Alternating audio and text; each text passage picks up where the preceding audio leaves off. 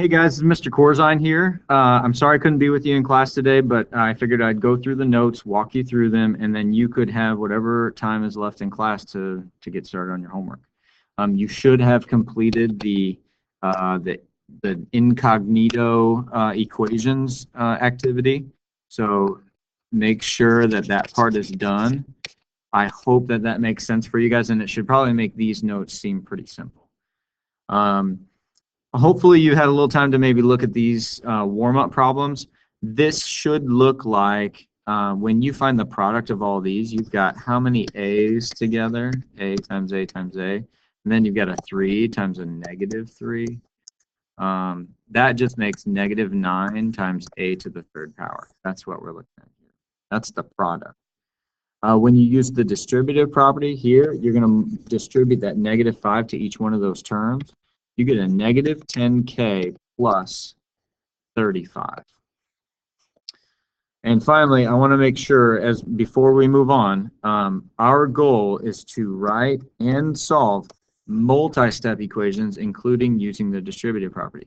So all of those activities or all those examples that were in the incognito assignment, it's all of those disguises. There's different ways of showing a two-step equation. You just need to simplify the equation so it becomes two-step. And then from there, you know how to solve. So that's what we're doing. Let's look at this very first one. The very first one is just simply combining like terms. I want you guys to know there's a positive sign in front of this 11W and a negative sign in front of this 7W. So that should make a 4W minus 9 equals 15. Now we have a two-step equation, so I should be able to add 9, cancel this out, 4W equals 24. I divide by 4 on both sides, and W 6. I know I'm moving pretty quick here, guys, but you can always stop and pause it, rewind, go back and watch it again if you need to, all right? Next one. Negative 3 equals 12y minus 5 times the difference of 2y and negative 7, or 2y and 7. So I'm going to take this negative 5. Remember that I got to keep that negative sign in front of it, okay? And that goes to each one of these terms.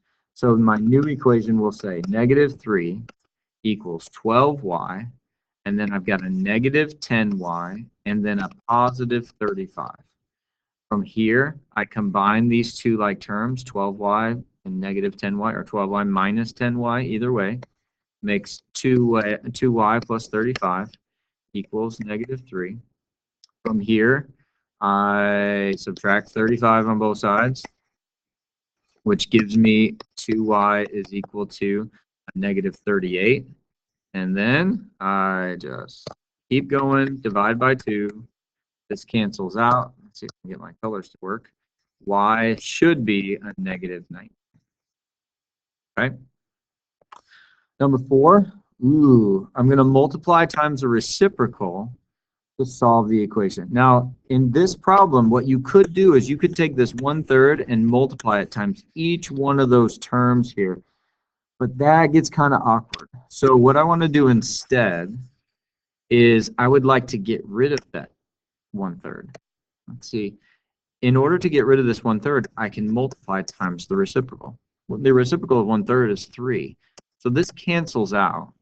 I multiply times 3 on the other side, and now I have an equation that says 7 minus n equals 36. All right, now you always have that option to do that. Sometimes it's better to actually distribute, but for this one, it would have made a whole bunch of mess with the fractions. Nobody likes fractions anyway. So I cancel that out, and then I move forward. Now I'm going to subtract 7 on both sides, and that gives me a negative n is equal to 31. I divide by a negative 1 on both sides, and that cancels out my negative. So now I get that n is equal to negative 31. Okay. If we keep going here, here's another multi-step equation. Again, I'm going to say, let's multiply times the reciprocal. Multiply times 2/3, that cancels this out. Multiply times 2/3 here, and this doesn't end up being that bad.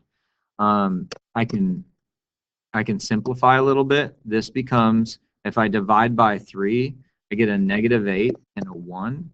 So now I've got a negative 16 over 1. Oh, good. I've got this scratch work done.